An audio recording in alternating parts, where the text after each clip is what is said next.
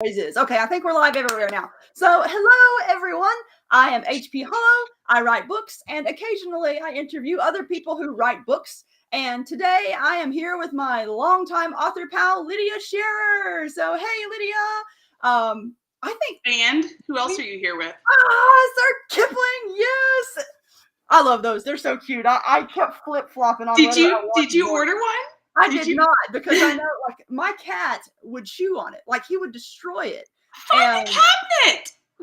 Oh, that's true. But he gets in places, like, he's this little, well, he's not little anymore. He's got a magic collar. Look at that. He's got magic runes on his collar. I love it so much. But yeah, I ended up not ordering one because I knew that Dazzle would get into it. I let him in my room. Excuses. This is the first interview I've let him in my room for, because in previous ones, he discovered my bulletin board and kept trying to eat the thumbtacks off it. So, dear. He's orange. Oh dear. Yes, he's part orange. Yeah, and so I cleaned off the bulletin board because I was just tired of dealing with it, and I have him in here with me now, and now he's like getting into my sewing stuff, so I may have to boot him out. He also likes to chew on books, so you can imagine how well that has gone in my office with our book stock in it. I feel like that's a trait that male cats share, because Bastian is awful about chewing on books. Maybe so. I've never had a male cat before, so he's the first to me in a lot of ways. I've never had a kitten before either. Bastian, we thought he would mellow out a lot after we got him fixed, and he mellowed out a little bit. Yeah, and then he's mellowed a lot more with age than he did with being fixed. So we've still got to get Dazzle fixed too. Let me just bring him over here instead of just talking about him. Oh yeah, I would love to meet Dazzle. How do I enlarge in this so I can? Oh, there we go. There's the button. Now I have to figure out. He was 8 weeks old, but so malnourished that we thought he was smaller. And he's actually being a lot less chaotic right now. But so he's our little sweetheart. Hi, Dazzle. You're on camera. I have not met you before. Oh my gosh. Yeah, he's a sweetheart, and he's probably going to go just settle in this little box I brought from Disney World. That used to be his favorite place. So anyway, don't chew on it. I know what you're thinking. We're just going to, okay. Anyway, we should probably start the interview at some point. Quick question though: how do I respond to people in the comment section? I don't see a chat box. Here. There is so there's a chat, and so I see the chat, but I don't see a box for me to click in and type. There should be a thing at the bottom that says on the far right of the screen that says type a message. Do you not have that? I don't. Apparently, I have private chat. I can talk. Well, it says privately talk with the host and other guests. So go to the very far right of the screen you're in. There should be. I see you in the private chat. Yeah. Well, I see the Mary McCarley has said, "Can't wait to get my plushie," but I don't. There's no box for me to click on to. That is weird. Apparently, they don't trust me with chat. I've never had that happen before. So if you want to respond, I guess just do it via video. I will. So you can see the chat though. Yes. I can see it. Hi, Mary. Mary's coming to my interview my book signing in Cincinnati tomorrow. Yeah. So looking forward to that. Yeah, the book signing is why we moved this interview a day ahead for those who are watching on Saturdays. So you got a busy week coming up with releases and shipping out all your stuff and everything. Anyway, so first off, for people who have not met you yet, oh my gosh, I need that mug. Oh, I keep getting distracted. Oh my gosh. Is that backwards for you, or can you see it? It is a little bit. Yeah, it's backwards. Oh no, it still looks cool though. So it's rules of cat. 1, never beg. Cats do not beg, we tell. 2, and I can't read it backwards either. 2, give humans what they need, not what they want. 3, never explain anything unless absolutely necessary. So. Oh, there he goes. There's nothing up there, man. I took all the text down. It's not but maybe anymore. If I look hard enough, something will appear. Yeah. All right. Well, anyway, first off, introduce yourself, what you've written, any other stuff you want to tell people who are watching, any interesting cons coming up. Have at it. This is your time. Awesome. Well, questions. I am Lydia Sherrer, aka the gal who writes snarky cat magic stuff. I got started writing the Love, Lies, and Hocus Pocus books, which is a whole universe with multiple series in it. This is book 8 in the Lily Singer Adventures, which is what came out today. It's nice and big and thick with 2 C's, It's like the kind of thick that book readers like. And book 1 is called Love, Lies, and Hocus Pocus Beginnings. Aww. And that's where a good place to start if you're interested in the series. That actually, hold it up again so they can see it. So that is the first edition cover, which came out in 2016 when I first published it. As an indie author, an independent author, it's taken a little bit of time to like learn how to do the biz.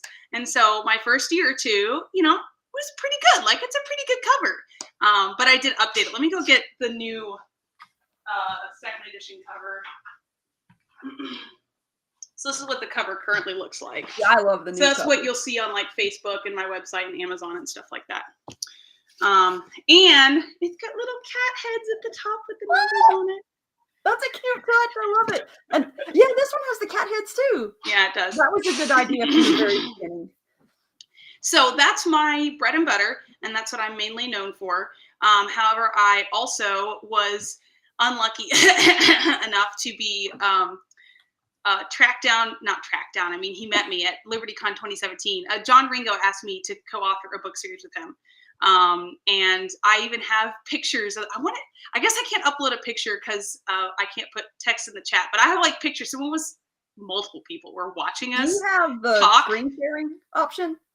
I do have screen share. Okay, So let me pull the picture up and I will show you guys. But apparently there were people like lurking and stalking John and like watching him. So when they saw him pull me aside, I was clueless and had no idea what was going on.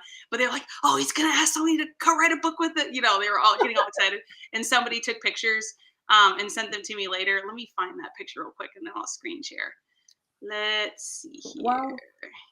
Basil, what are you eating back there? I always hear strange noises, and I know he's getting into something. I think he's just smelling stuff on my bed right now. So he may end up getting booted out. I would say it is wise to be cautious. Oh, yeah. He's definitely tried to eat plastic before and things that other cats are not supposed to have in their bellies. So. All right, so I found the picture. We got a good little chat going here. So there's Derek. Hello, Derek. And then Edward. While you're doing that, I will go over some of my usual interview stuff. So I have it. I have it right now. Okay, we'll do that after you show the pictures then. Yes, you can record. Yeah, it is being recorded. Okay. Yeah, it's being recorded. Okay, apparently I have to give it permission, so you do what you're doing. Okay. I have to give you permission before it'll let me record. It is. We're learning all sorts of crazy things about this. Well, I mean, I like that it's asking my permission to record my desktop. Like, that's smart. Yeah, I'm not getting an option to give you permission to do it. No, that's fine. I should be getting something, but it's not showing up. I wonder if I've accidentally deactivated something. Okay, the cat's trying to break down my blinds, so I'm going to go put him so we can actually get started. That is too funny. Oh, nope, he ran behind the bed. We'll have to wait till he comes out. Okay, this is going to be an interesting interview. So, let's see. I'm still not getting a notification to share screen. Dazzle. Oh, that's because I'm trying to put my picture. Okay, there we go. So I put my picture as a tab in the. Okay, so share. There we go. All right, can you guys see this? Yes. Okay, there we go. So this is LibertyCon at the Choo Choo Hotel. The last year they did LibertyCon at the Choo Choo Hotel. And this is like in the main hall area looking out toward the parking lot. And so John, I was sitting by my book table and John had pulled me out into the little courtyard because he wanted to smoke and he wanted to smoke while he was talking. And so here he is in a kilt, squat sitting. Oh my God. And talking to me about he started off like rambling about how he had daughters and he wanted to write a book one day with his daughters, but they didn't want to write a book with him. And I'm like, where is this going? And then he started talking about the book idea. I'm like, wait a minute. Is he implying he wants me to write a book with him? And so people are at the window, literally watching us as this is going on, which is what I found so hilarious. Yes. And then he asked me, because initially I thought he pulled me aside because I'd screwed up and he was about to chew me out or something, because that's how you do it in the military. You praise publicly and you criticize privately. So I thought I was about to get chewed out. If John Ringo pulled me aside to reprimand me for something. Well, like it was my first year as a pro author, and so I was like figuring out the etiquette, and like you want to meet the Baen people, but you don't want to be too creepster, and I was also a huge John Ringo fan. I've read his books and liked them a lot, and him and David Weber. I mean, you remember when I met David Weber and you introduced me, and like we had breakfast and stuff, and I was like, David Weber. I'm getting him out. For Mary, I don't know what they say about men in kilts, but it's probably true, whatever it is. So for Rita, no, you do not get to see any of the Dread Pirates. It is their bedtime, and their father is currently putting them to bed. So John Huff is here. Hi, John. John is one of my super fans who lives down in Florida. And when we were, let's hear, it was not last year, but the year before, or maybe it was last year. Yeah, I think it was last year. John took us out. We were down there in Florida, and he was down there for something too. And so he took us out for dinner. So sweet. With all three small children. Like, that was very sweet of him. They endured the small pirate crew. So let's hear who else is here. We've got, oh, good Lord, my father is here. I told, Mom said, I'll be watching you at 8. I'm like, so I can't make off-color jokes? So anyway, but my parents are my biggest fans, and they're very sweet, and they read all my books. A very good author, Lydia's parents, and a cool person. So. I mean, I get my writing I actually get my writing from both my mom and my dad. They're both good writers. Mom does school curriculums and like VBS curriculums, and dad does kind of like family history stuff. Oh, cool. He also works in IT, and so he does a lot of technical writing as well, but he writes stuff about like family stories and stuff. So let's see here. I'm just making sure I answered all the questions. So. Yeah. While you're skimming, I am going to go over my stuff. So we are giving away a prize book, and that's another story in and of itself, because it's not Odyssey. It is a sort of slightly secret book of yours. Not really secret, but it's one that kind of flies under the radar. I don't advertise it because it ends on a massive cliffhanger, and I do not know when I'm going to write the next one. We're going to talk about that. I got a bunch of questions. You have questions. So, did you look at the page I sent along with it? The page on my website that explains everything? Terrible. Yeah, and we're going to get to that. So in the comments, I'm going to put a whole bunch of links. So you've got a link to the contest. Viewers, if you want to enter to win this book that we're about to talk about, follow the link, enter your email address, pick a random winner, and you'll get a free ebook. Also, there's a link to Odyssey if you want to buy it during the stream. And you are also running like a ton of sales this month. Yeah, so book 1 is on sale on all online retailers for 99 cents. And then I have a sale for my first 4 books plus 2 bonus books or something like that. You've got the links for my website. Now, most of the people in the stream have probably already gotten my ebooks of the Lily Singer series, which was why I wasn't giving away a Lily Singer book, which is why I was doing this other book. But yeah, by the way, John, if you ship me an alligator, it has to be like it has to be like this long or smaller. I will take a baby alligator, like tiny baby. I know the alligator story. Do not ship me any bigger than this, okay? Like, take a ruler, 12 inches. I will take 12 inches and under. Do not send me a longer alligator than that. This is the second interview that I've done in the past 3 weeks where alligators have come up. I watched the one with you and Marissa, and the alligator story was so funny. Oh my gosh. She should go on a stand-up comedy tour with that story. She really should. If you guys missed the Marissa Wolf interview, you need to watch it. First, because it's awesome, but also just for the alligator story. Yes, the alligator story. The alligator and Flat Stan story. Yes. Or Flat Stanley, yes. All right, so links are in the comments if you want to do any of the things we just talked about. But first off, let's talk about your little contest book, When the Gods Laughed. So this is a book that kind of flies under the radar with you. Like, you don't really advertise it all that much. Because it's not officially published. Well, yeah, but so we're curious, why is it so?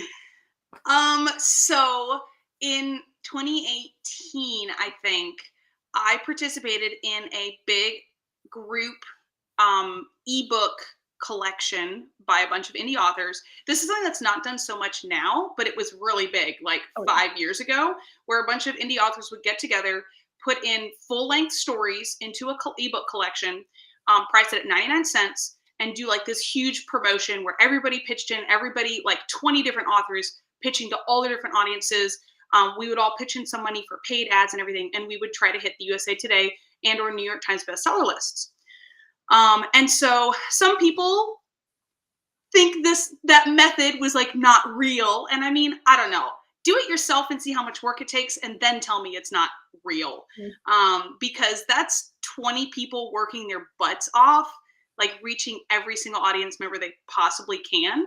And like, I consider it valid. We did it twice, and we almost hit the New York Times bestseller list. Actually, I think we had the numbers to do it, but they actually really hate indies and very rarely, because they curate it. It's not just anybody who gets the numbers. It's all the people who get the numbers, and then they pick and choose which ones they want to allow onto their list. Is how it works. USA Today is much less. Anyway, it's more egalitarian. USA Today. So we hit the USA Today bestseller list twice. And for this particular collection, it was all full-length epic fantasy stories. And so I'm like, hey, I want to do this collection, but what should I write about? And so David has a world that he created, I don't know, it's like 25 years ago now, when he owned a gaming store. He ran D&D games. And so he created Ashlar. And so we had a whole D&D storyline. And I'm like, well, I don't want to write that, because you've been telling me about that since we met and started dating, and you're supposed to write that story. He still hasn't written it, by the way. And so I'm like, what if I write like a backstory history, like how the world came about, or how like these societies came about, some kind of political upheaval. So this is set about 500 years before all the D&D games that he ran and all the different plot lines like he had come up with, because I didn't want to interfere with those if he did, because he still talks about writing the book and hasn't done it yet. And someone says the first bit.ly link is broken. Did you do the correct? Yeah, I did the correct one. bit.ly.lsa8 should be correct. Let me click it's showing up on my screen. Oh, okay. So I know sometimes bit.ly/LSA8. It looks like it should be right. bit.ly LSA8. Yeah. It looks like it should be correct. All right. Anyway, because of the way it's showing up in the comment, because for whatever reason, this thing, whenever I put in my I never put https:// with bit.ly stuff. Oh, okay. You only put bit.ly/ and then the LSA8. If you That's my problem then. If you add the forward stuff on it, it doesn't work. Okay. So Katrina asks, can we see Sir Kipling riding an alligator? First, someone would have to send me a stuffed alligator. If someone sends me a stuffed alligator, Sir Kipling and the alligator will have adventures. I promise. There will be pictures, and I will post it on the internet. But first, you have to send me a stuffed alligator, okay? If you send me a real alligator and it's under 12 inches, I will squeal in adoration and think it's adorable, and then I will give it to an exotic animal, something or other, to raise. If you send me a real alligator, longer than 12 inches, I will murder you. So please don't do that. Because I don't want to be in jail for being a murderer. Okay. It's showing 404 not found. This link has given us so many challenges. Do you mind, Lydia, if I send the non-bit.ly version? Yeah. Just send the non-bit.ly link. Here's the non-bit.ly version. Try. It loaded for me. I just think your program doesn't like bit.ly. It just doesn't like bit.ly. It could be. Well, when I sent it in my newsletter earlier, I actually had to add the HTTPS, because whenever it was weird. And because otherwise, when I clicked on the bit.ly link, the correct bit.ly link, it sent people to my website with a 404. It was strange. But yeah, so I'm finding all sorts of weird things. Newsletters are a pain in the butt. Okay, so to get back to Ashlar, it's my husband's D&D world. I wrote a book set 500 years before all of his stuff, because I wanted him to still be able to write his stuff if he wanted to someday. It's called When the Gods Laugh, because the premise is the gods are bored, super, super bored, and they decided it would be hilarious to find the most incompetent human in existence and each give him a teensy, tiny little bit of their power, like all of them. Oh, yeah. Because they're like god of death, god of, farming, god of weather, god of, war. So it all these different aspects, and they all have different powers that they can use. So I'll give them like one teensy tiny sliver, not enough to do anything with, just one teensy tiny sliver, and give it all to him and make him a demigod, the god of incompetence. They thought that would be hilarious. Super bored. They're like, this will entertain us for like 1,000 years, maybe, maybe like 500. We'll see. And so they find Matthias face down, shit-faced drunk, puke all over him on like a raining street in some back corner of nowhere. And he's actually an acolyte of the god of Valar, god of not drinking. It's like god of avarice, not avarice, gluttony. There we go. It's the god of gluttony. He was like a worshiper of the god of gluttony. He's like, I know the perfect guy. And so the story is about what happens to the guy's name's Matthias, what happens to Matthias after that, and why he was face down, shit-faced drunk in a street in the first place, because that has a lot to do with the storyline. And then there's a bunch of other characters, and there's a bigger plotline going on. There's Poxel, the god of disease, who really doesn't like humans, and then there's like the god of death with his machinations, and then the god of shadows. And by the way, these are all like, regardless of, how they present as gender, it's all God. There's no goddesses. I don't use that word in the books. It's just God. Kind of like the King of Dragons. If you ever read Patricia Reed's Enchanted Forest series, it's the King of Dragons. It's a title. It has nothing to do with gender. So all the gods. So the god of shadows is this gal named Elathi, who has a super mysterious past that nobody, including her, knows what it is. Poxel knows, but he's not telling. So anyway, it's lots of intrigue, lots of like political stuff. There's the gods' political intrigue, and then there's the nation's political intrigue, and there's all these characters from each of the different nations that are pulled together in a group who have to accomplish something, but you'll have to read it to find out. So it's an awesome, fun book that I really enjoyed writing, but it ends on a massive cliffhanger. And it's like probably the first of a trilogy, possibly a quartet. I'm not sure. You plan on getting back to it? Yes, absolutely. Because John Huff will murder me if I don't. I promised him that I will. And also I want to finish it because I absolutely loved the book, writing the book. It was super, super fun in a different way from Lily Singer. Lily Singer has a talking cat, which, I don't know. I can't really finish that thought. I don't know where I was going with that. Lily Singer is much more focused close. It's a close focus. It's like up here. I had a lot of fun writing back here, which is something I don't often get to do. And so it was just a totally different experience, but still like the same fun with the same like types of characters, banter and like good friendships and like slow burn romance and stuff like that. So I think you guys will enjoy it. It is edited professionally. I think it's a well-written book, but it's also one of my first books that I ever wrote. So it's not like the best that I've ever written. Yeah, I mean, it was actually like, I guess it was the third book I ever wrote. So I did 1, 2, Beginnings and Revelations, and then I wrote this one. So, cool. And I'm going to put the link to the entry form in the comments again.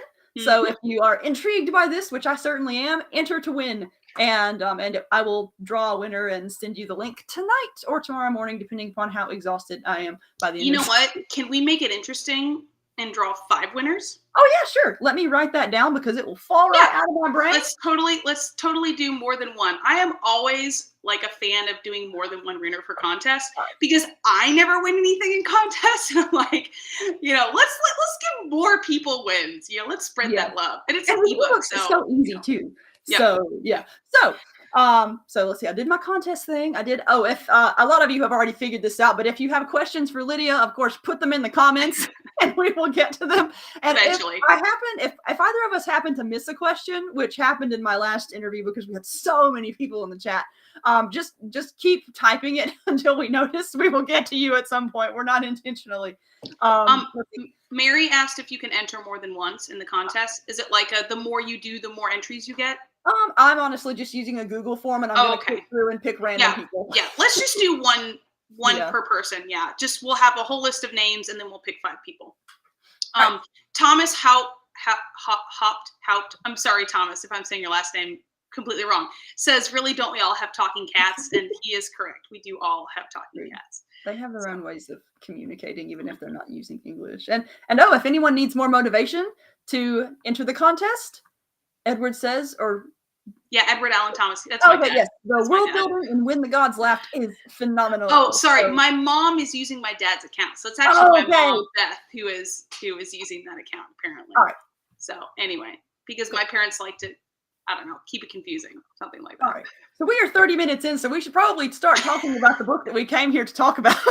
I mean, eventually is fine. And we can go longer than an hour if you want. I got a whole bunch of coffee in me. And show the cover. So here's the cover. So we've got Love, Lies, and Hocus Pocus, Odyssey. And when I originally conceived this book, I had visions of them like chopping their way through a rainforest in Africa or something. And they do go to a part of Africa. There isn't very much chopping through a rainforest. It's not a big plot point, but it does happen a little bit. They travel around the world. I won't really talk about the plot because it's a bit spoilery for people who've never read anything in the series. Yeah, we're going to go read it. Spoilers overall. Yeah, and you can click on the links and go read all about it. So. Yes, and you should absolutely read it because it's so super fun. Like, I think I'm an incredibly slow reader, and I hate to admit that I've actually only read the first book, so That's I haven't even met Sir Kipling yet. But I love the sense of humor in it, and I love let's see here. John says, Lydia, you should mirror your video so it reverses. Can I do that? I have no. Well, I have settings. I have settings. I have no idea how to do it. Wait, mirror camera. Here we go. I just found it. It's in the settings. Nice. Haha! Okay. John, you're amazing. It works, and then you can show me the cat mug again, so I can see. Yes. Here we go. You've got all sorts of fun merch. I love it. Is this something people can buy on your shop? Yes, my website. Yeah. I'm absolutely going to get one. Yep. I have. You'd be proud of me. This is a drinking tea. 30-ounce mug. Ooh, that's a good size mug. That's the biggest one they had. So yes, that is the biggest one. And now Sir Kipling isn't backward either, so that's good. I have completely forgotten where we left off. You were talking. You were gonna ask me questions about the book. Okay, so I have since I haven't finished the series yet, and since we don't want to get into spoiler territory, we're kind of going to stay somewhat general. Big picture. And one thing that I'm curious, this is something I'm curious about just as partly as a writer. So you wrote this over the course of 3 years, wasn't it? Are we talking about this book specifically? That particular book. No, I wrote this in 3 months. Oh, really? It was 3 years since the last. Okay, so you were. The space between releases is not how long it takes to write a book. I see what you mean. It's how long it takes to do everything, life, have children, raise children, write the book, edit the book, and then promote the book and release the book. So the 3 years between November 2021, when I released 7, and March 1st, 2024, when I released 8, was writing 2 Baen books. So I actually wrote the first book. I think I wrote the first book in 2020, 2021. When did the first book come out? First TD Hunter book came out in April 2022, which means I finished writing it and handed it in spring of 2021. And so I was writing that end of 2020 and beginning of 2021. And then I wrote book 7 over that spring and summer and released book 7. And then in January-ish of 2022 is when I started writing book 2, TD Hunter 2, so Through the Storm. And so I wrote Through the Storm in 2022. I think I handed it in summer of 2022, so maybe September of 2022. And then they scheduled the release in 2023 November. So the release is always about a year out for Baen between when you hand in the manuscript. And then I had a baby. So I had a baby in October 2022. Yeah, so I definitely handed in my manuscript before I had my baby. That's my deadline for a lot of these books is hand in the manuscript before you have a baby. Because once you have a baby, you better be taking a break or you're a bad mom or something like that. I mean, I'm a workaholic, so it's kind of par for the course for me. Mary asked if I'm bringing some of the mugs tomorrow, and unfortunately, Mary, I am not. I don't keep a stock of the merchandise because it's breakable and it's big and tough to lug around. So if you want it, you are going to have to order it from my website because it's print on demand. They make one for each order that they do. But you can get it on my website, and there's several different mug options. There's smaller ones, there's the bigger one. So just go to store.lydiasherrer.com and you can find them there. So yeah, I had a baby, and baby went in the hospital at 10 days. So that was fun. And so most of that fall was recovering from having a baby. And then 2023 winter, I wrote my art book Have you seen my art book? No, I haven't. All right, let me grab that. Let me grab that from the shelf. Okay.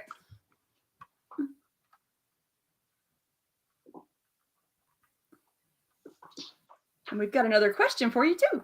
Yeah. So here's the art book. Oh my gosh, yes. And it's got like explanations of cover art. So this is like one of the portraits for the cover that you've got. The first edition for book 1, and it's got all sorts of explanations of like the artifacts and the design of the magical items. It's got like all the sketches and stages for the new artwork that I did of the characters, the updated artwork. It's got a whole chapter on Sir Kipling. So we've got like the inspirations behind Sir Kipling and, you know, like my cats over the years and stuff like that. And then there's a whole chapter on the illustrations. Every chapter has an illustration. So we have between 9 to 13 illustrations per book for 8 books. That's a bunch of illustrations. And they each know how much art is in your books. Yeah, I do. I love art. I am an artist. I'm not a very great artist. I'm not really good enough to make a living, but I love art. I'm very visual, and I do a ton of sketches when I'm writing because I'm sketching out the artifacts and the magical runes and like the locations and stuff like that. And so I have all the illustrations and the explanations and like a bunch of backstory, like tidbits that you would never know unless you were talking to the author, you know, about their creative process. I've got an explanation of the magical language. So there's the Enkinim and the Demi runes and everything. So I have a world building chapter talk about too, because I love your magic systems. Yeah. So I've got a world building chapter that goes over like how stuff works and the design of artifacts. And then I've got a chapter on some of like the costume design. So there's the costume design for Lily's adventure outfit. Oh, cool. So my mom is reminding me to say that my little sister is the artist for the illustrations and some of the other artwork. She actually has a major in fine art. And when I was selling art back before I started writing books, it was me and her, and I was doing the marketing, she was doing the art, because she's definitely a lot better than me at artwork. She could be a professional artist if she wanted to. She hates she doesn't hate people. She's an introvert and does not want to do anything like anything that I do. And then there's a whole chapter on the design of cat magic and the game and the art and like the development of cat magic. That's a great game, by the way, guys, if you haven't played it. That is volume 1. I'm sure there will be other volumes. And then I have a hardback version as well. This is a proof copy of the hardback. So I did the art book in the winter/spring of 2023. And then June, July, August, I wrote book 8. And then like September, October was like editing it and like personal editing. And then there was a beta edit. And then it goes to the, you know the editing process. So So I wrote the actual book. I write books pretty quick. It only takes me a couple months. I mean, I can do about 10,000 words a week. When I'm in writing mode, I do about 10K a week is my normal pace. And so do you just sit down and go at it until you're done once you start? Or I'm a bit of an obsessive writer. And so sometimes like there are days when I'm up until like 3 a.m. writing, which is not good for me or my husband, but sleep cycle wise, or days where I actually go to bed on time. And then at 3 a.m. I'm like, David, what do you think of this plot point? And he's like, killing me now. I'm like, but really, I have to, like, would this work? And he's like, sure. And then so I have to get up and start writing again. That happens a lot in our house with the two of us being authors. And ideas flow all the time. We've got a little avalanche of questions in the comments. Oh yeah, absolutely. So I'm gonna go down. We've got let's see. First one that I think that's the first one they missed. Has anyone Mary says, so people have shown interest to my agent. I have an agent who is shopping the film rights. There has been interest shown in a live action set in England by the BBC. And there has been interest shown by the Cartoon Network doing an animated adaptation. That was before the writer's strike. And when the writer's strike happened, crickets. So we have not heard anything. and also for BBC, because it's Britain, so there's no writer strike in there. But the person who was interested in it at the BBC moved on and was no longer in their position, and so we kind of lost like the person who was like advocating for it. And so we have not heard of any more interest or requests for more information since then. So the writer strike kind of killed a lot of things, and I'm glad that it got resolved, and I hope I'm glad that writers got better pay and better terms and all that, but it definitely killed some projects. I'm sure we're not the only ones who are affected by that, but I'm still, optimistic. I'm not in any hurry. Like, I want to finish the series really before we worry too much about adapting it to film. So there has been interest shown. I do have an agent. Bringing stuff to film is often like a 5 to 20 year process, depending on if someone with a lot of money notices it or not, Mary, yes. I have another question. What would your ideal adaptation look like? So what my heart wants is a live action, because to me that would make it the most real. The problem is, I don't know that live action would be the best format for the story, because I think that the magical effects and the Sir Kipling character would be much better served as animated. Like, yeah, I'd agree. We don't really have great. CGI is good, but I just imagining like a cheesy CGI Sir Kipling, like it could just ruin it. Now, Sir Kipling doesn't move his mouth when he meows. Like, he literally meows. Lily hears it as English because of their magical connection. So everybody else hears cat meowing. She hears English. And then when he's using his golden letters to communicate, they like float up and like they like write a message above his head. So there's no sound. So, it's not like there's like cat mouth moving. It wouldn't be weird like that. But still, he does a lot of stuff real cats would never do.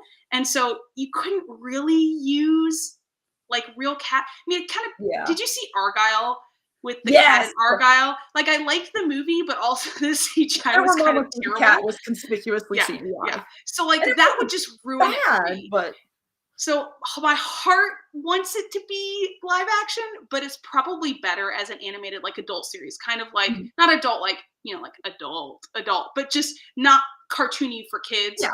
Something like Blue-Eyed Samurai. Now, Blue-Eyed Samurai is an adult series, but like the art style more like Blue-Eyed Samurai. Level of maturity. Yeah, exactly, same level of maturity.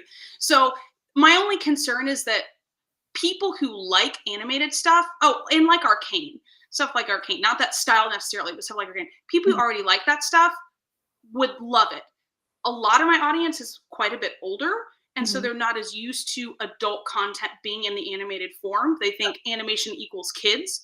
So I think I've always straddled this really weird line between YA and adult, and it has been difficult in like the marketing like aspect. So that's something that we would just have to figure that out. Yeah. But in my heart, I would want it to be live action, but probably it would look best as animated. I would watch either one. I'm sure you would. But let's see, another question for Mari or Mary. I have forgotten which pronunciation. I've just been saying Mary. I'm sorry, Mary, if that's incorrect. Yeah, correct us if we're missing it up. Or you pronounce it one way, I'll pronounce it the other, and one of us will get it right at some point. So I'll do Mari since you're doing Mary. So can you sign her art book at the sign? Yes, I will sign your art book tomorrow. Whatever you want me to sign. I won't sign like body parts, but I'll do t-shirts and mugs and whatever else. And then the drawing question has been answered. And actually Thomas was going to get to, his question is one that I was going to get to. Can you explain how you developed your magic system? Because I love your magic system. You've got two different ones. In the world, there are multiple different streams of magic, shall we say. So the important thing to know is there are 3 magical species or entity types. There are angels, and demons are fallen angels. So that's not a separate species. It's just like a corrupted form of celestial magic. So there's celestial magic, there's fae, and so there's fae magic, and then there's wizards. And so these are not 3 separate types of magic. The power all comes from the same place, but they all have the connection that they have and the way they manipulate it is unique to their DNA. So it has to do with genetics. And so like a non-fae can't just like learn fae magic and use it. And now Fae can kind of like graft on their magical abilities as like a gift to a human. It is very strange and odd and like feels alien, but a human could manipulate it if it was given. And humans that are not born wizards can't manipulate magic. It's a genetic component. You can't just study really hard and all of a sudden like be able to use it. So there's a big genetic element. So the main thing is the different species, because that determines how you are connected to magic. With my magic system, I wanted a medium softness. So there's like soft magic and there's hard magic. Hard magic is very much more scientific, lots of really clear rules. If anyone's read Patrick Rothfuss's Not Gone with the Wind, ha ha ha. That makes for an interesting novel. Yes. I'm sorry. What is the name of his first novel? Name of the Wind. Name of the Wind. Oh my gosh, Not Gone with the Wind. Name of the Wind. So in his first novel, Name of the Wind, like you are introduced to the magic system. It's super hard. It's very crunchy. It's really cool. Like it's really sciencey and really like all these like elemental and almost alchemical components. It's very like practical, and they make all sorts of really practical items with it. So that's a hard magic system. A soft magic system is a lot more like wishy-washy. It just does whatever you need. Like a lot of paranormal romance and like cozy, like paranormal cozy mysteries and stuff. Well, a very soft magic system where it's not really explained. It's just amorphous. It just does what the plot needs it to do, and that's fine because that's not the focus. It's kind of like it's kind of like the background that gives it a feel, and then like the romance plot line or the mystery plot line is what's focused on. Mine is kind of halfway in the middle. It's got some crunchy parts, and I do have ideas about how it works and like the technicalities of how it works in mine, but I never describe like the exactitudes of how it works on the page, because that's not my goal. It's kind of like switch between space opera and hard science fiction a little bit. Like one explains the science in great detail and it's plot centric, and the other one it's just like science, it works. Hand wavium. And so magic system wise, I'm kind of right in the middle. I was inspired by ancient cuneiform and Sumerian mythology because one, I studied ancient Mesopotamia in like, I don't know, 9th grade in high school. I was homeschooled, and I got to make a reed boat, and I got to make a cuneiform tablet as part of like my instruction. And it was so much fun, and I've always like been obsessed with it since then. And because Egypt-based, Norse-based, like all those different mythology, like based magic systems are so overdone. And so I'm like, okay, we're going with ancient Mesopotamia, Sumerians, Akkadians, cuneiform, done. So that was kind of the start of it and like the inspiration behind it. And it's based in like mythology about like the Tower of Babel and Gilgamesh and like the Epic of Gilgamesh and like the gods Enki and Enlil and like all these different gods and characters and situations that people aren't really used to reading about in books because it's a lesser used or lesser referenced magic system, so to speak. That's one of my favorite things about it too, because I read fantasy to read about different worlds, but like you said, there are so many types of fantasy that even though there's magic, even though they're quote unquote just exotic worlds, we see so much of it that it becomes very familiar to us. And it's like, yeah, I like Greek mythology, but it's really easy to find. It's really hard to find stuff like what you're writing in that particular branch of mythology. So I really appreciate it. Because I'm homeschooled. Wow. Really quick, I just want to say hi to Anne Graham, who is a cousin of mine. Hi, Anne. It's very nice to see you here. Anne asks, where do I get my ideas? Everywhere. I've read a ton, and so some of it comes from fiction that I've read. Not really anything specific. Like for instance, the Harry Potter series was very inspirational for me. Not really in like the specifics, because if you've read my books, you know it's not like Harry Potter. Harry Potter has a very, very soft, very squishy magic system. It gets a little bit harder in like book 6 and 7, but overall it's very, very squishy. And so it's not like Harry Potter, but the feeling I get when I read Harry Potter, that like vibe, that like, oh, this is funny and it's fun and it's adventurous and it's, you know, cute, and like just that feeling is what I wanted to capture and replicate with another series, which is why my stories are such a really weird blend of like adult aspects, you know, heavy stuff like, you know, problems of suicide, you know, monsters they have to fight, like family trouble, trauma, stuff like that, like heavy topics, and yet mixed with just this really funny, upbeat, like joking and snarky humor and like cute stuff with the cat. Is because I wanted to appeal to people who were grown up and had to deal with these problems, but we still want to and can have that spark of like childhood and joy in our hearts. And I wanted to nurture that because that should never die. Like as soon as that dies, like that's just sad.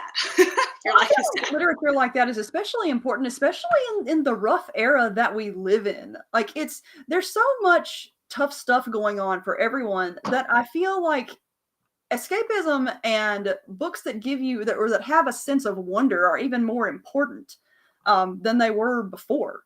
And I really appreciate, like I've basically decided that the only dark reading I'm going to do is the news. All my other reading, is going to be the fun stuff.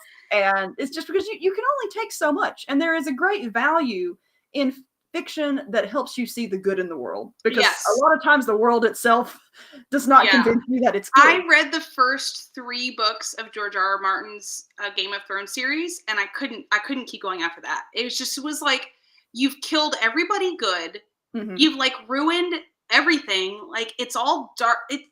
And I think I've heard him say, or I've read interviews about how I'm like, I want to be realistic. Like there's darkness in the world and it's not all like rainbow. And I'm like, dude, okay, yeah. But also, you know why the entire human race doesn't just go nihilistic and stab themselves in the eye and die? It's because we have hope. And if you don't have hope, you're going to die. Like literally this happens psychologically. You will wither and die if you don't have hope or like belief in something.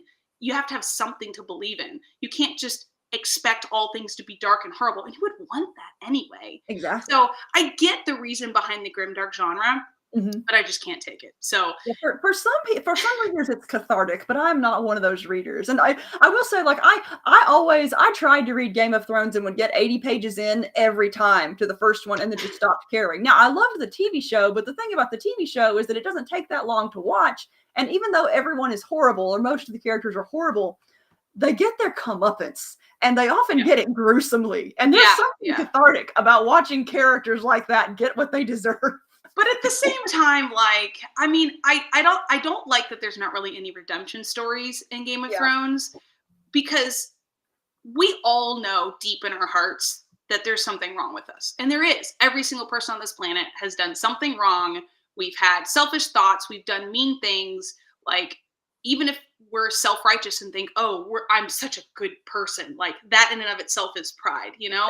And so everybody needs to have a redemption story, because we ourselves need it. And it's like you said, it's not my cup of tea. I do want to quickly get back to the questions, because they're kind of piling up.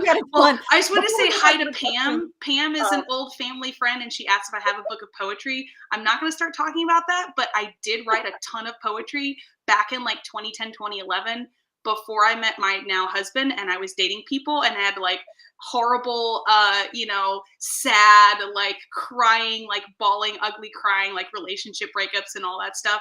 So I did write a lot of poetry to release all those angsty emotions, and nobody's ever going to see it. You can see it after I die. Someone can posthumously publish my poetry after I die. I've actually got one of my readers in the comments here who said, back when we were talking about the art book, he said, that's awesome. I love background information like that. And to me specifically said, I hope to see something like this for your works too. Oh, hello, Croedy. Second off, I would love to as well. And I have tentative plans for it in the Titan Mage series, specifically under my other name, but I want to get more written in that universe before I even start that. And so it is in the works, like a lot of my projects, but yeah, it's on my list. So So yeah, okay. Back to Rita asks, when will you start to sell Lily Singer adventure outfits on my merch store? Probably never, unfortunately, because it would cost hundreds of dollars to make just one of those, like, fit to a specific person. My goal is to one day convince my little sister, with money, I will pay for her time, to make me a Lily Singer adventure outfit. Oh, that would be great. For me to wear at, like, cons and stuff. And that's about as far as it's going to go. Sorry. Now, what we might be able to do, I might be able to convince her to create a pattern, because she knows drafting. She's a seamstress, and has worked as a seamstress for over a decade. So she knows how to draft a pattern and actually make a pattern. And who knows, I might be able to find how to manufacture an actual sewing pattern that you could buy the sewing pattern and then make the different aspects at home and make your own outfit. So that might be possible. Thomas says, which of your characters do you find easiest to write? Which one is the hardest? The problem with answering that is, how do you define easy?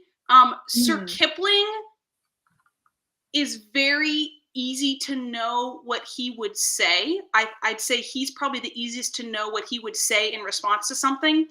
Lily is easiest to write her thoughts and intentions because she's most like me.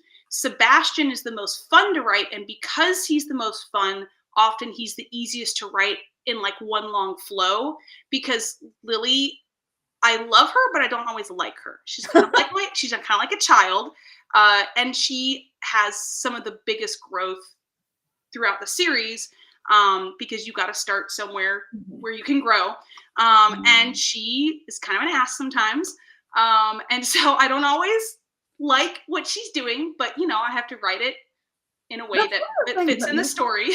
Right, though. Like, I really love the way Lily and Sebastian interact, because their characters are so different that they weave together perfectly, in terms of their interaction. Oh, so sweet of you to say. and I love that. I love characters that bounce off of each other well, and that's one of my favorite things about the series, what I've read of it. Yeah. Apparently my mother and my father are using the same Facebook chat thing here, the same account. Dad asked, can you explain how Lily's world is different from our world? That's a great question. It is basically our world with magic, but not like with magic, like in a very like esoteric, nobody explains where it came from kind of way. It's imagining our world if magic was actually integral to our world having been created. So I like to say magic, in a sense, magic is real. In the Lily Singer books, magic is kind of explained to mundanes. Like, magic is just science that mundanes haven't figured out how to explain yet. It's an alternative energy source to the energy sources that mundanes are aware of. And so if you think about, like, let's say like supernatural things happening, right? Nobody knows how to explain them, but there's pretty good evidence just from different things over the thousands of years that like weird things happen that we can't explain. Now, maybe in 1,000 years we will be able to explain, but right now we don't know. Like, people from ancient Mesopotamia would call planes and phones like godlike magic. And so I kind of imagine magic as just, it's always been there. Our entire world was created with magic. Mundanes just don't understand it, and they can't sense it. They haven't tapped into it yet. They don't have things that can sense it. They can't measure it. It's just a whole other part of creation that they haven't discovered yet. And so magic is just kind of another form of science, and wizards who could have maybe done a lot with it and like more integrated it with society have not. They've closed off, I mean, for various reasons that are explained in the book, population reasons, magic is, declining over time, persecution, witch hunts, that kind of thing.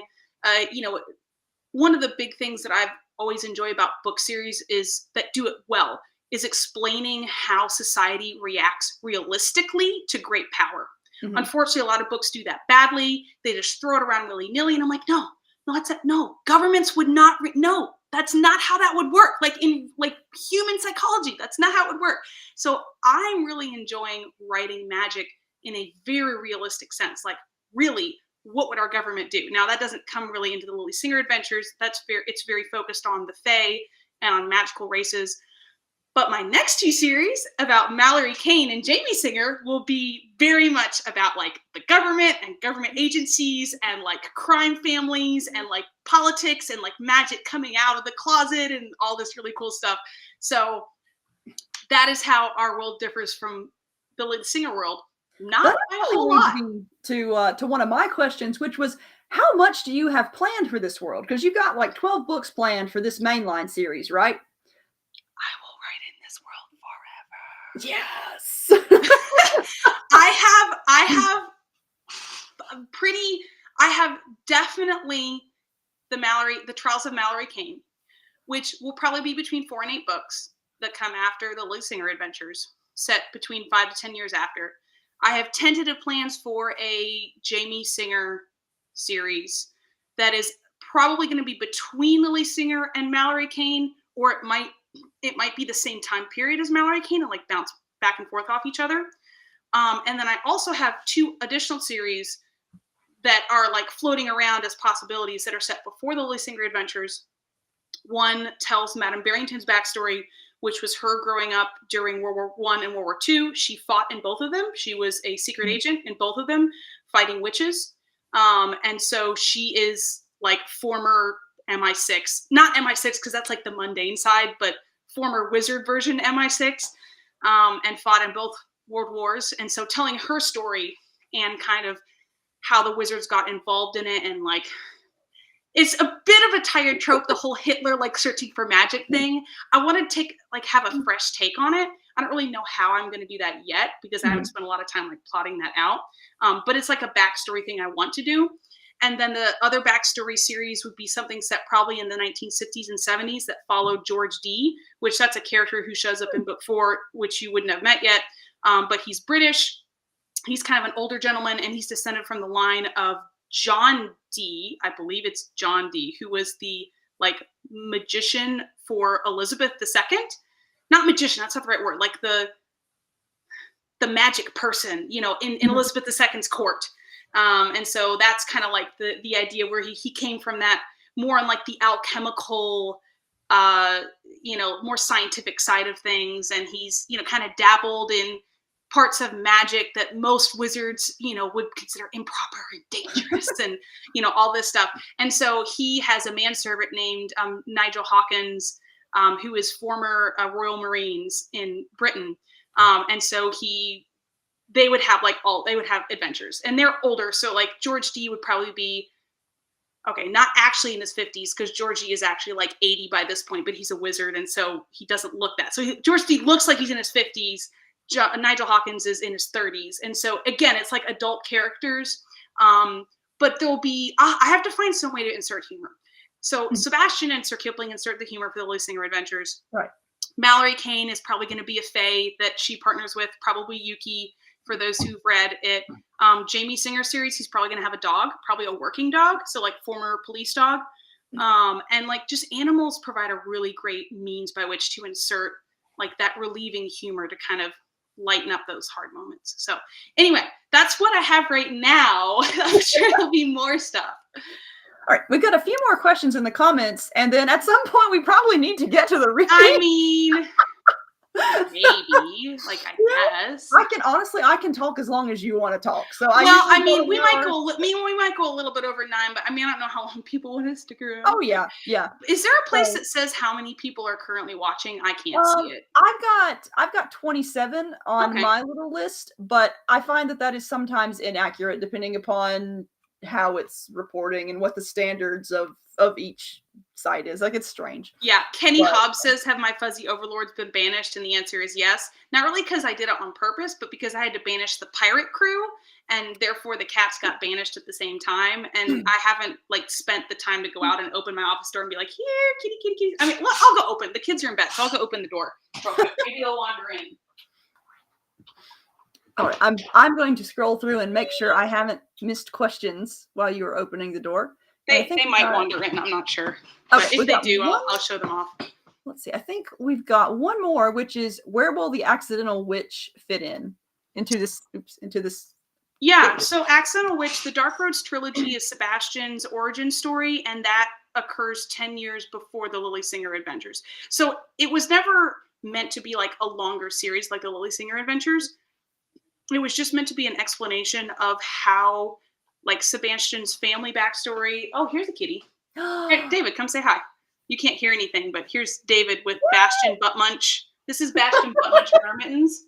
Because he is such a butt munch sometimes. Like, this is my male cat that totally scratches and eats stuff and bites things and chews on books. So, Bastion Butt Munch. And here's Luna. Here's Luna Kitty. Luna is the most, like, skittish of my cats, and so she's probably going to run away as soon as David puts her down. I would always have to do a double take when you posted pictures of Luna and Nova. I know. Nova. Yeah. All right. And Bastion Butt Munch is going to run away here in a second. Yep, there he is. Well, they're expecting David to feed them. He's not going to, but they're expecting it. So people saying hi to the cats and David. Well, I think we have answered everyone's questions. Man, everyone had such good questions. We didn't actually get to all that many of mine. Well, is there any of your questions that you think are like the best ones that you really like to ask before we finish? Let's see here. Most of mine are like technical questions, like how have you changed as a writer over this near decade writing it and stuff like that. Let's see. Did you have a plan for the series when you started it? Favorite Sir Kipling quote? I'm just going to go down I think that's actually my list of what we haven't gotten to. Yes, I had a plan. Now, it wasn't as big of a plan as it is now, but I had always planned for it to be a series, and I had always planned to be for it to be a pretty long series. Mm-hmm. David just has to bring in all the cats because, we gotta show them up. Hi, Gadget. So Gadgets are like most friendly, like actual nice and wants to hang out with you cat. She's very sweet. She's kind of our guard kitty. She answers the door when anyone rings it. She loves everybody. She wants everybody to pet her and love on her. She actually might stay in my lap if I keep my knees up. I use a kneeler chair to help with back posture. So that's why there's no back to my chair. And so it's not a very good lap position for cats, which is on purpose. If I want cats in my lap, I go move over to my recliner, which is over there. Right. So. Yep. Oh, Stephen asked, are you still planning 12 books in the main series? Yes, absolutely. David keeps trying to convince me to do 13, and I'm like, no, it must be symmetrical. It must be, it is absolutely 12. I have them planned out. They're plotted out. They will be written. I'm plotting out 9 right now, like in the detail. They're all big picture plotted out, but of course, before you write, well, not everybody. For me, before I write, I plot out, I have actually a outline. What would I call an outline, like blueprint that I use, that I developed after reading a book by Larry Brooks called Story Engineering. And so I fill out like all those spaces and all the major plot points and all the major, like, what are they called? The pacing, the beats, all the major beats and everything, and the major plot points. And then I've got various like plot threads off to the side that I have to make sure I cover and everything. Like by book 9, I have dozens of plot threads that I have to make sure I'm tying in. So Thomas says 13 is a magical number, and it is, but I'm sorry, it's not happening. It is a 12-book series. It has been 12 since the beginning, and it will always be 12. I might write another book set right after the Lily Singer Adventures. That's like short stories of what Lily and Sebastian do right after. Can't give spoilers, so I'm not gonna like talk about it, but yeah, I can imagine like daily life vignettes and just some things to bridge the gap between the Lily Singer Adventures and the next series. But that's not gonna be a Lily Singer adventure book.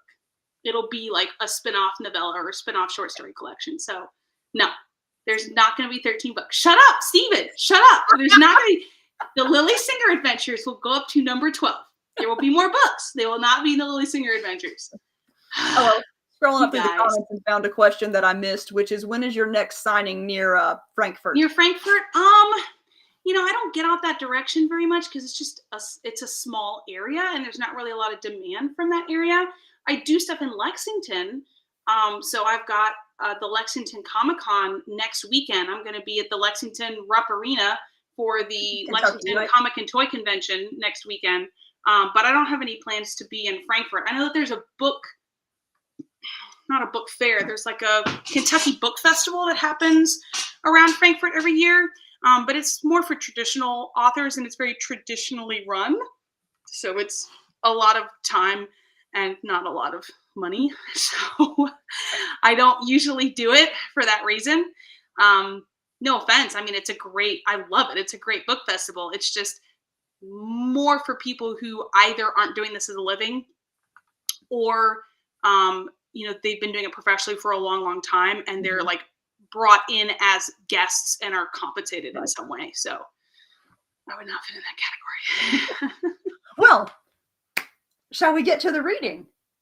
Oh yes, we were going to do a reading. Okay. Yes. Anyone who does not want to stick around for this, I totally understand. If you guys need to duck out, that's totally fine.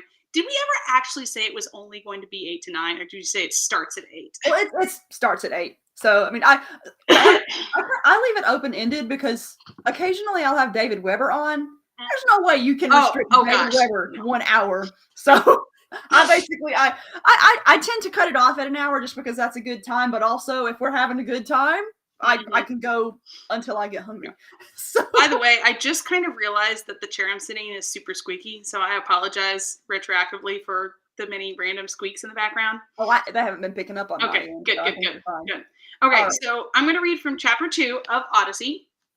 It is the first action scene, and there's not really any plot spoilers because it's actually a section that I've already shared with like my newsletter before, but hopefully you all will enjoy it hearing it in the author's voice. So get all the winter crud out of my throat. Oh, it's lunchtime in Queensland, Australia. Kay Luckland, maybe? Kay Luckland. Apparently is from Australia. Nice to meet you, Kay. Sorry, there is cat hair floating in my face because Gadget was just here. So,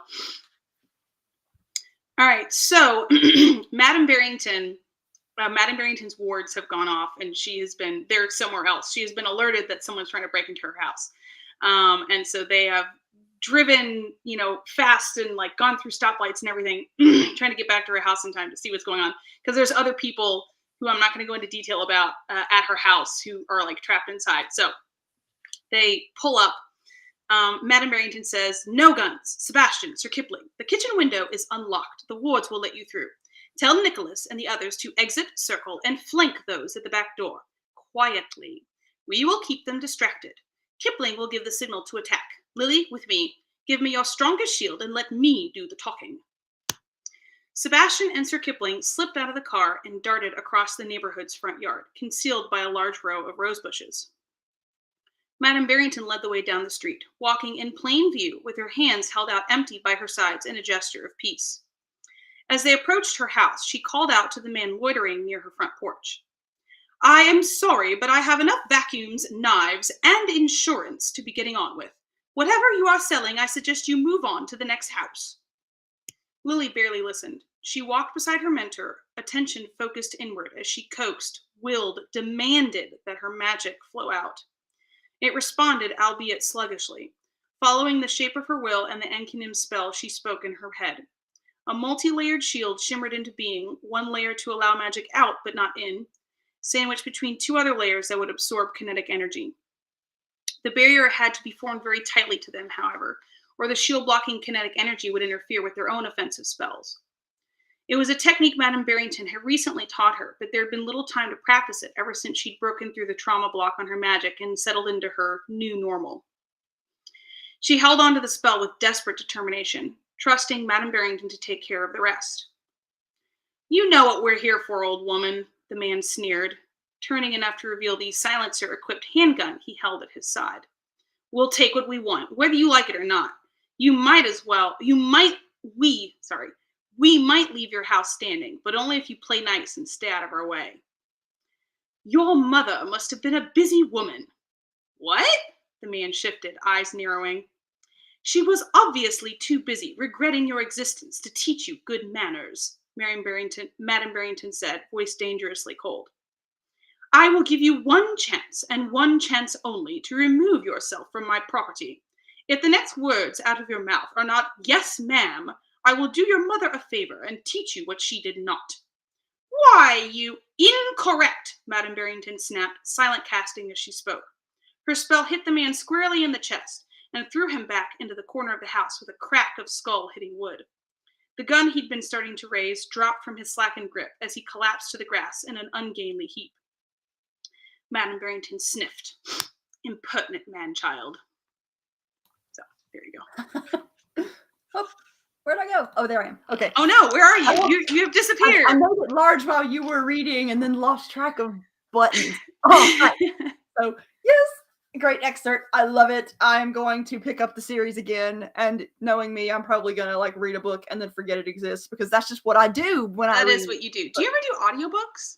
I do, but I have when I started the nasty habit when I worked at a local library of only ever reading the first book in a series because I worked in young adult, and at the time, young adult books were coming out so fast that I couldn't keep up with them, and all I needed to do was read. All I needed to do was read the first book to be able to know how to recommend it, and it's just kind of stuck in my brain ever since that. Okay, I've read the first book. I'm done with the series, and it's so hard. Well, I understand. Like it's somewhat. You've got ADD. A little bit, some OCD. It's like OCD, but with a little bit of ADHD. I use throw it in there. Coping well, technique. So David's the same way, and I'm like a very laser focus, like obsessive, like one path sort of person. Whereas David's like all the things all the time at once. And so I get how it's hard to really commit to a series and like stick to it and focus, especially like really long, really thick book series like David Weber. I have not even tried to read the Freehold series because I have kids, man. I can't concentrate for that long. Like I just can't do it. Like it's physically impossible despite my focus. Whenever the Wheel of Time series came out, he told me he got me the first book and like presented it to me like it was a holy relic and was like, you have to read this. And I have been reading it very slowly since that series came out, and I'm still not done with book one. It's like that series is so big, it's like more of a commitment than my marriage. It's huge. But the cats are reading. I'm a chaotic and very slow reader. I think we had a comment for you, but I can't. Oh, Lily said, "Oh, what an appropriate name!" Says, "Love your stories, your cats, especially Gadget, the doppelganger to my mystery." I wanted to make Gadget is a pretty common look. She's a long-haired tabby, so she's just normal tabby coloration. Like the brown generic like tabby cat. But she's long-haired, and long hair is actually a dominant gene, and there's a lot of long-haired cats. So there's quite a few cats that I've seen people like post pictures of their cats that look similar to Gadget. So yeah, I have. There are many doppelgangers to Gadget on your groups. They make me happy. But then Thomas says that was an excellent reading, and then Stacy said, "I loved hearing you read your own work." So thank you for staying around for the reading, you guys. But I think unless anyone, I think we've answered everyone's questions. So I feel like this might be a good time to wrap up. Or this could be when you ask me about alligators. Oh yes, alligators. Yes. Are there any more alligator stories?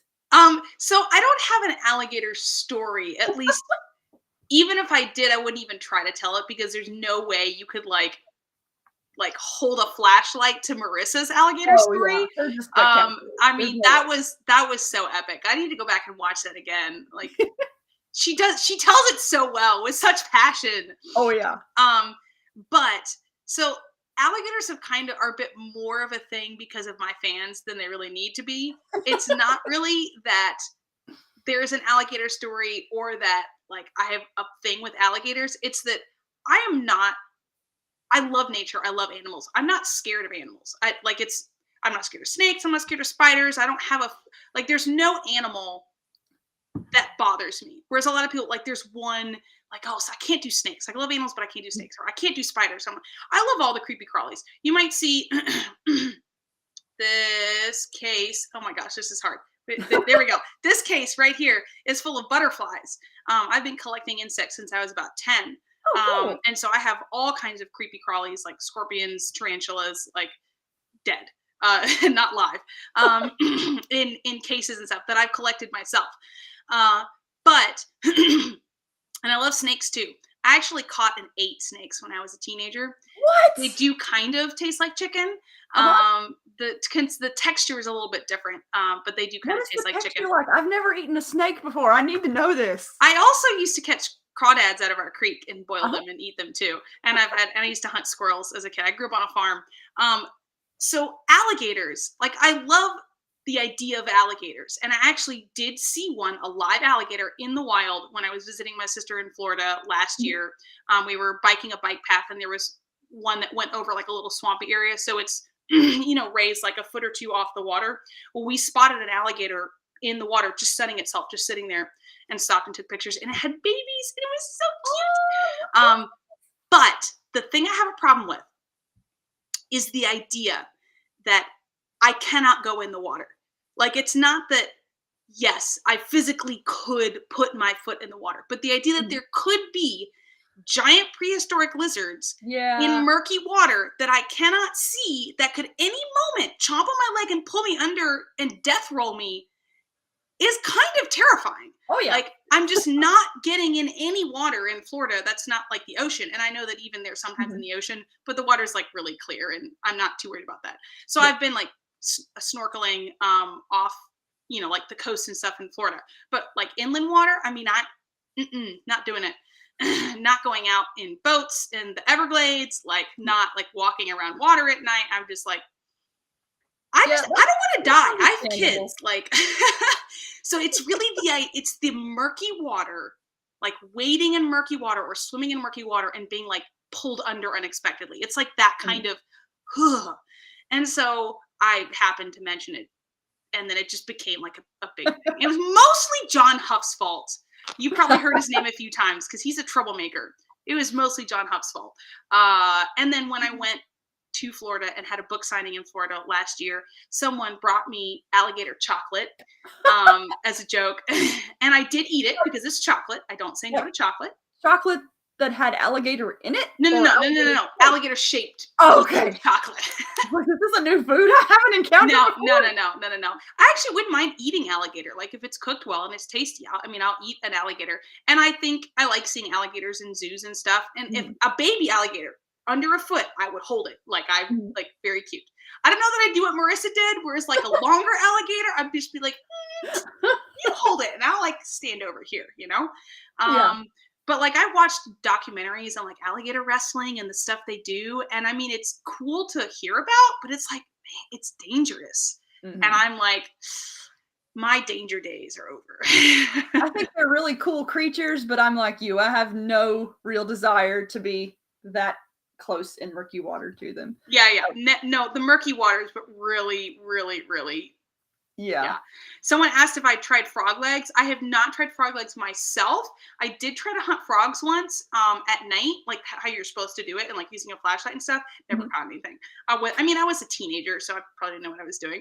I would eat frog legs I would eat almost anything like cooked well by a professional.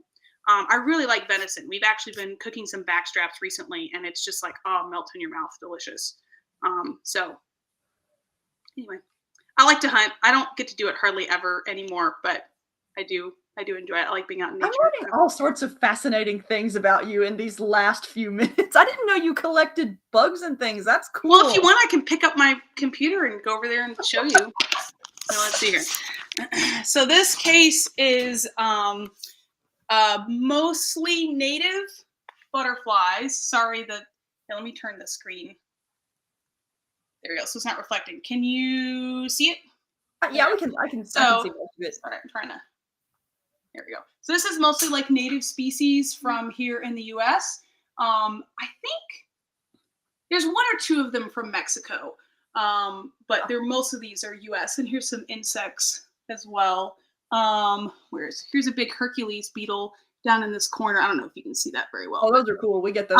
Yeah. And that's the biggest beetle species in the U.S. and you can find them in Kentucky.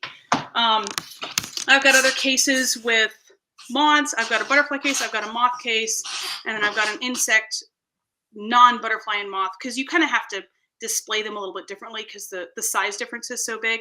Huh. And then I've got a case of exotic insects that are all like my biggest ones that I have from Mexico and China, and where else do I have them from? I think it's mostly Mexico and China. So So do you just collect them when you travel? So I used to collect them all the time whenever I had a chance.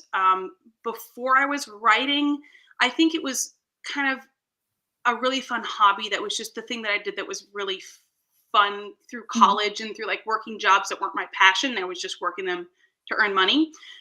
So, you know, on the weekend and stuff, I would go out, you know, to a lake or like find some naturey place and just see what I could find.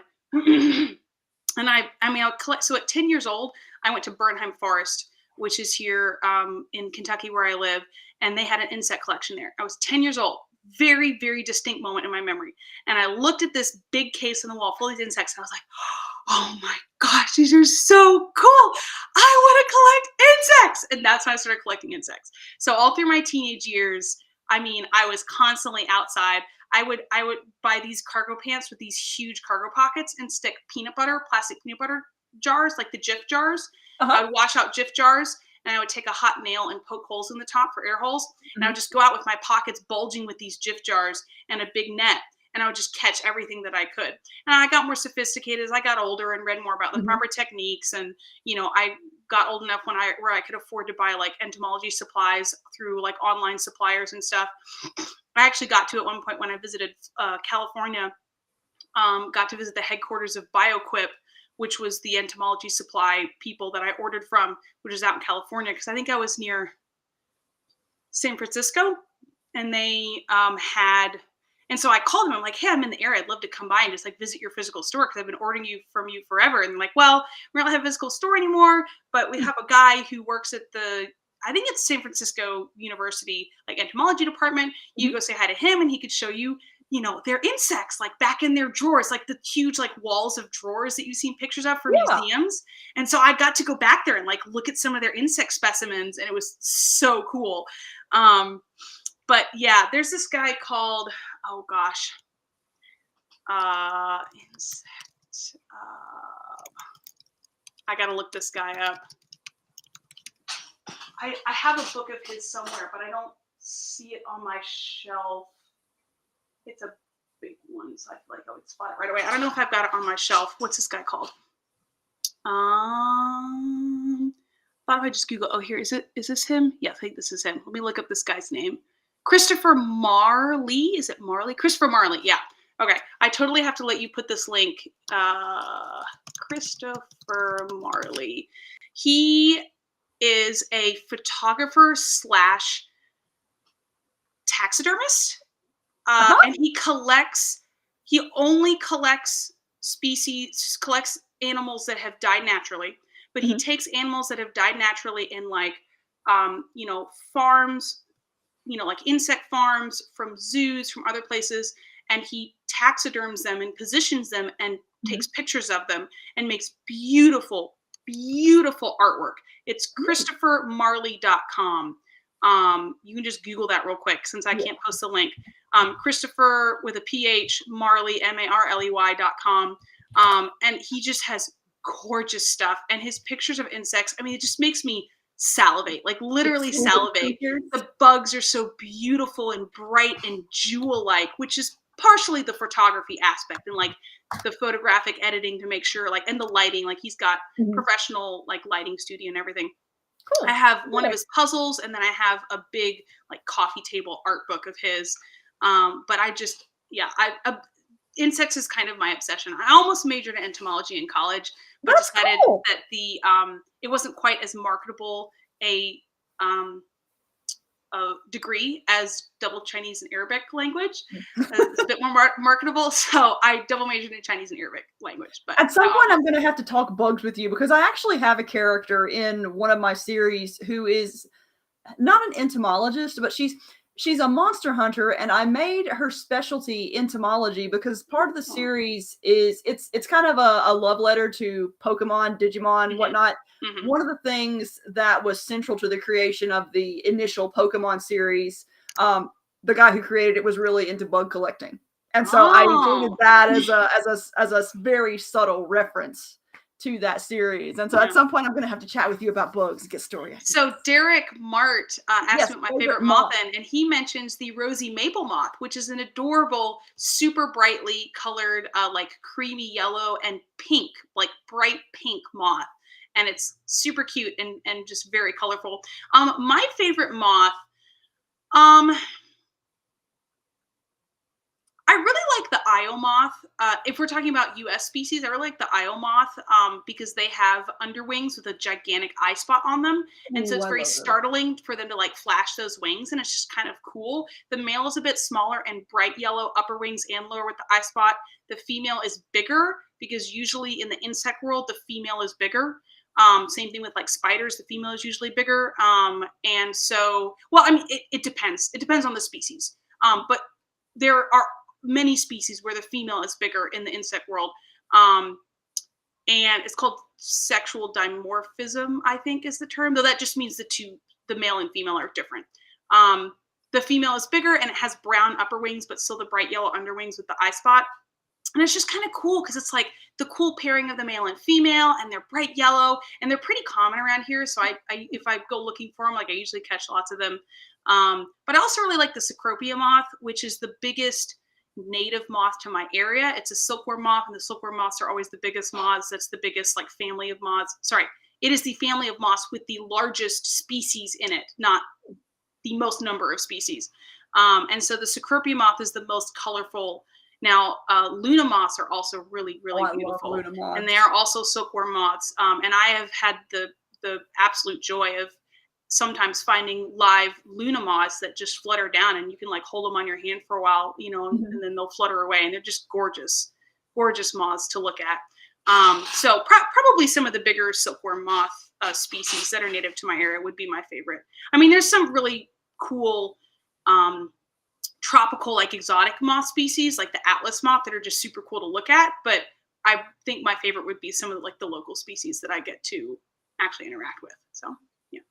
This has been cool. I have hidden depths. I did not expect to end this interview talking about entomology. This is cool. Yeah, well, if you ever have any questions, let me know. I don't get out very much to collect insects anymore, but I still have, every now and then I'll find like a species, like a specimen that's like big or colorful or something, and I'll save it and pin it and stuff. My office kind of always smells a little bit of mothballs because I have to keep, you put mothballs in the insect cases to keep the carpet beetles from eating them up. So yeah, if you ever visit me in my office, it'll probably smell like mothballs. I may have to do a show just about authors who have interesting collections of things, and of course you will be invited to that if I get that set up. But yeah, this has been a whole lot of fun. So talking about both your books and bugs and all sorts of unexpected things. Alligators, bugs, the whole shebang. And alligators, yeah. We've still got a ton of people hanging out with us too, but I think I am going to wrap us up for tonight. So again, thank you for joining me, Lydia. Thank you everyone for watching, especially this late. And thank you to Baen Books for hosting us and allowing us to put this live stream on their page and give access to it to their fans. HP, thank you so much for hosting this and being the major domo and spending time. It's always fun talking. I wish I could like hang out with you like all of LibertyCon, but you're so popular, like everybody else is kind of vying for your attention too. You are free to come hang out with me and just glom onto me. I don't mind. Yeah. You know what would be really fun is if we could bring our cats to LibertyCon. Like I know the cats wouldn't like it, but it would be hilarious. Like just having like the clouder of cats, like on leashes and stuff. Yes. But no, the hotel wouldn't let us. All right. Speaking of cons, you're going to be at LibertyCon. So let's go chronologically. Lexington next week. Lexington Comic and Toy Convention next week. I will be in the Raleigh-Durham area for Fantasy in April. I think it's the third weekend in April, like the 19th to the 21st or something. I'll be at that one too. And then I will be at LibertyCon at the end of June, which is in Chattanooga. And then after that, I think I'm not doing anything until, David will be at DragonCon. Mm-hmm. And then we're unsure about Cincinnati Comic Expo this year because the big convention center they usually use is undergoing renovations. So we're moving to a teeny tiny convention center, and the booths are just as expensive, but the audience is going to be like thirded, whatever that word is, thirded taken down by 2/3 to 1/3 of its normal size. And I don't really know that we want to go and pay like full price booth prices for tiny audience. So we may or may not be at Cincinnati this year.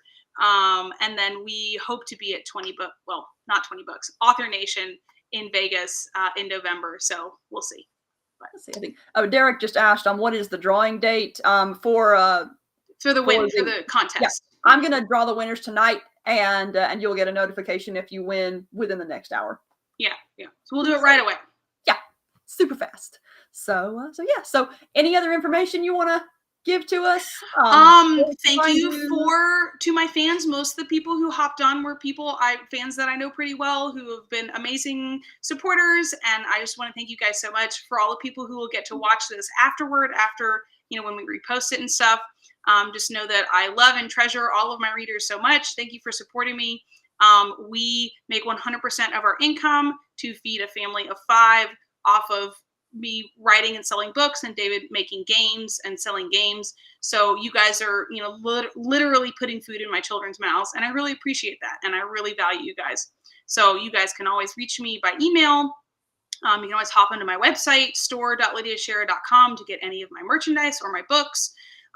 If you want to keep up to date with me, be sure to go to my website and subscribe to my newsletter, which I send out once a month. I am doing 7 days of fun and freebies for, like, today was day 1. So from now until next Thursday, to celebrate the release of book 8. And I've actually got some big, exciting news bombs to drop next week. So you should probably subscribe to my newsletter and get those daily emails.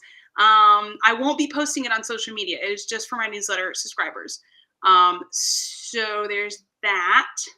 And just enjoy the books, and please leave reviews of the books. That would be great. And if you haven't read the books yet, go do that. Yeah, you'll probably enjoy it. If you enjoy listening to me prattle on, then you will probably enjoy my books as well. Yes, the vibes are quite similar. Yes, definitely quite similar. Yeah, which is good. But I mean, I'm pretty sure that's true of most authors. Like Heather, when I read your books, I cannot not imagine you acting out stuff while I'm reading, especially the Monster Hunter, Monster Punk Horizon. What is it called? Monster Punk Horizon. Yeah, Monster Punk Horizon. David was giving me blow by blows. He was listening to audiobooks. I'm like, David, you gotta stop. I'm reading it myself. Just let me read it. I got a lot of messages from readers who were like, I did not intend to read this book, but my husband or wife kept reading me lines from it. They got it whether they wanted to or not. I'm not quite into the isekai, big robots thing, and so I'm not quite into the Eddie Skye stuff. But I'm planning on reading your urban fantasy series, because urban fantasy is my jam. And so it's just all the robots and it gets fun. It's good writing. It just wasn't my thing. It doesn't really interest me. Yeah, it has a specific audience. So, but if you guys like that sort of thing, spicy. It is spicy. Harem fiction, right? Is that what it's called?